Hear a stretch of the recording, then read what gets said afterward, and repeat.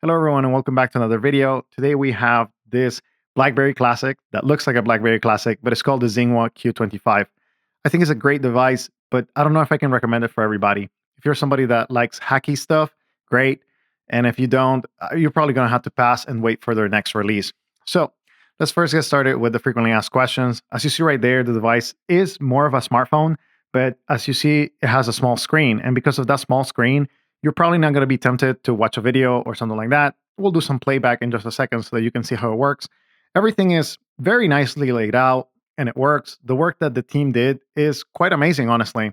This device used to have BlackBerry OS and it has now Android 14, I believe, is the latest version that this device has the access to. They put different applications, a different touch panel. They backward configured pretty much all of the keyboard to the device, and the experience is amazing. I mean, the tactility of the experience is very much appreciated. As you see, it also has the optical trackpad, which you can navigate without having to touch the screen, which is a very nice and added bonus. So the work overall that they did is pretty good. And of course, the keyboard is the best in class. The travel, the tactility, the depth, everything is amazing. It's not even, let's not even compare it to something like the Eco case. I just reviewed it a few days ago, and the Eco case does not compare to a BlackBerry keyboard. Not even, I would say, a Clicks communicator or Clicks keyboard. They're great. Don't get me wrong. They're really nice, but there is something about the BlackBerry experience that is completely different when it comes to the keyboards. They really did have not only a monopoly, but an understanding of how to build a great keyboard. Now, so Jose, why shouldn't I get this device? Well, here's the thing. So let's go over, like, for example, messages, right? So everything works great. You have the ability, you can navigate, as you see right there, the optical trackpad works. You can also do it with your finger, because it has a touchscreen. But there are certain features that may not be available, or that the only way to get them is to follow a guide on the internet. And the question is, should you trust that guide, right? So for example, RCS, you can enable it, but it's not easy. It does work with some carriers. It does not work with others. That's why I put an asterisk at the beginning in the frequently asked questions. When it comes to downloading certain apps, pretty much everything will install, but sometimes the apps just crash or they load a little bit slowly. So here we have the Chrome app.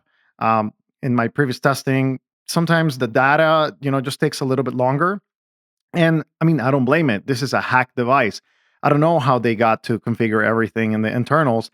And hopefully everything works well, but sometimes things are going to have hiccups. So here, as we search, you can watch videos, you can be distracted with this device if you wanted to, but again, that small screen is going to probably deter you.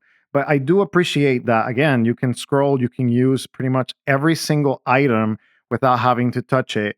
Here we have the volume rockers, you can play a video, you could do all of those things, but there is no guarantee that every utility that you're going to need is going to work. I think most cases, 90 to 95% of the time, you will not have any issues. But from time to time, do I expect that you're going to come up on hiccups, that you need to go on Reddit and talk to people so you can figure it out whether it works or not? Probably. So as you see right here, there are some black bars on the video because, of course, again, it's more of a square device than it is a full touchscreen or like a 16:9. The used to frame that the app is used to it. Like, this is not that, right? So you're going to have certain compatibility issues with certain apps. They're just going to look wonky, or you're going to have to resize them, right? But again, everything works very nice, and I personally enjoyed just navigating and using everything from the touchpad to the maps to, just like overall experiences that I had by testing. I always wipe my devices, so I had to kind of like restart. So everything worked flawlessly. You have access to the maps, you have access to see, your directions, your transit, whatever it is that you want to load, it does it well. And again, kudos to the team. But here is the question: do you trust a team that up to this day still has issues delivering the devices? This device was ordered probably more than 6 months ago at this point, and there have been documented issues at getting these devices into the hands of the backers. A lot of people, unfortunately, have decided to do a lot of chargebacks, which doesn't even help the situation because, yes, you may get your money back, but you're putting the company in peril. So they're developing new devices, they're developing new experiences. I like the call quality, I like the speakers. Again, everything just works well because it is a hack device and it is the hardware of a BlackBerry Classic. But the question is, how long is this company going to be here? Do you trust the security? I don't necessarily have many issues. I did not see any red flags. But again, there are vulnerabilities because, again, it's just a hack device. It's put up together, in that way.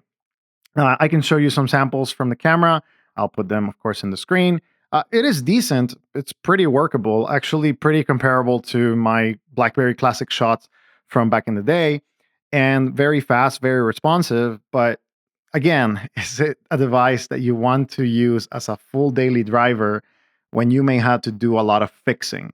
So for the regular consumer, I don't necessarily recommend this device, but if you're somebody that doesn't mind spending a few maybe hours or minutes trying to read some guides and making it work for you, I think this is an amazing device. I don't have a direct comparison right now because we still don't have the clicks communicator.